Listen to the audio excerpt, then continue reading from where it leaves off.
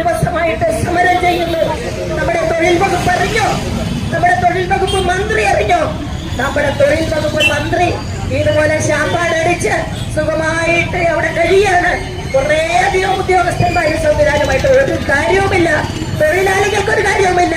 മുതലാളിമാരുടെ കയ്യിൽ നിന്ന് കിട്ടുന്നത് വാങ്ങി വിഴുങ്ങിക്കൊണ്ട് ഇരിക്കുന്ന തലപ്പത്തിരിക്കുന്ന കുറെ ഉദ്യോഗസ്ഥന്മാരും മന്ത്രിമാരും എല്ലാം കൂടി എന്നിട്ട് പറയുന്ന പേരാണ് ഈസ് ഓഫ് ഡൂയിങ് ബിസിനസ്.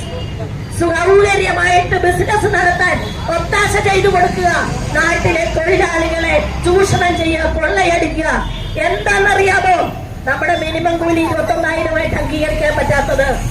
നമ്മുടെ മിനിമം കൂലി 21,000 തരാൻ തീരുമാനിച്ചു കഴിഞ്ഞാൽ ഈ കേരളത്തിലെ വലിയൊരു വിഭാഗം തൊഴിലാളികൾ പണിയെടുക്കുന്നത് നാമമാത്രമായ കൂലിക്കാണ്. 5,000-നും 10,000-നും 15,000-നും അവിടെ എല്ലാം തൊഴിലാളികൾ ആവശ്യപ്പെടും.